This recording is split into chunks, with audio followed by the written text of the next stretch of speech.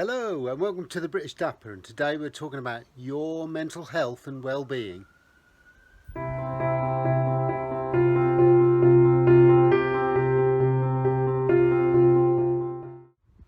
So many of us in life have had a difficult journey at some point or another, and so today's video is based upon my recent experiences, and so I thought it would be wise to cover this subject.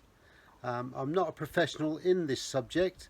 It's purely my personal observations and some recommendations from a personal perspective.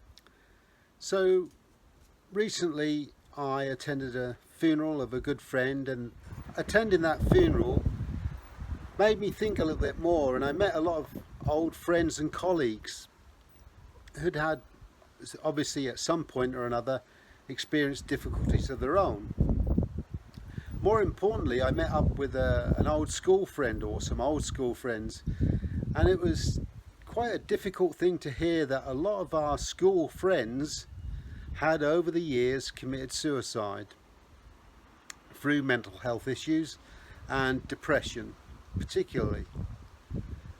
And that made me start to think about our journey in life and how easily the scales are tipped in a negative way. So one thing I would say is that it's all about mental state, about being positive in life, and it's very easy to slip into the dark side of things and become negative about what's happening in our lives, and that is always going to be a difficult thing to deal with. If we try and look at some sort of way of preventing us getting in that state, for example, loneliness, for example, not having friends that we can talk to. And so if we were to start looking at how we can prevent that, then it could be, for example, work colleagues, making the most of our friendships there, talking to people, engaging with people, close friends. Now recently I personally, every Saturday I go into town, I meet up with a few close friends, we have a coffee, we spend the morning together, we range in age, some are younger than me, some are a little bit older than me, but it is literally a team. We work together, we talk to each other. If somebody's got a problem, then we help them out if we can, or steer them in the right direction to get help. So that is a really close bond that we've established over the years, and it does help. We regularly keep in contact with each other, and if there's an issue, people feel comfortable enough to contact somebody and to reach out to them to get a problem resolved. Now, there are many different ways of doing this and achieving the same thing. And not everybody is suited to that sort of arrangement. But what I would say is that if you could establish something by some other means, for example, if you're got a lot of time on your hands and you just retired, then maybe consider taking a hobby up. Take up some sort of new venture. Join a book club where you meet people locally and you read through books, as an example. If that's not your cup of tea, then what about, doing something else? Art classes or some other evening class. You meet a load of people, you learn a new skill or you learn something new, and it makes life a little bit more adventurous. Personally, over the years, I've done a lot of activities that have allowed me to network. I spent a lot of years doing mountaineering and teaching people to climb and abseil and caving and all sorts of things over the years, and that has always afforded me good friendships. The other thing that occurs to me is that I've also used to be quite a good runner and spent a lot of time doing runs in the local area, competitions.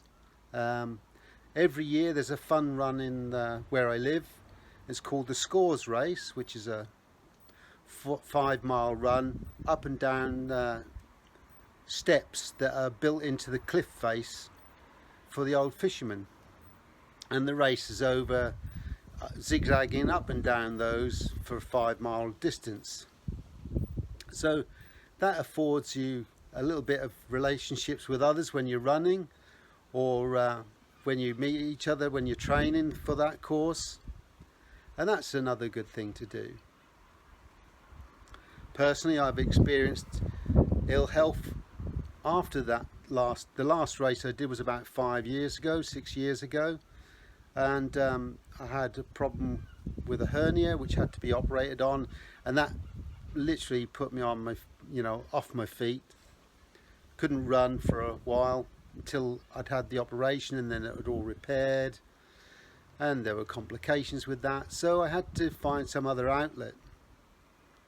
But at the same time I was riding motorbikes, another great passion of mine, and every now and again I meet up with people that have the similar passion, and we go out for rides together when we can, and it's a nice way of getting out and spending my time in the fresh air, riding a bike, the wind through what's left of me hair,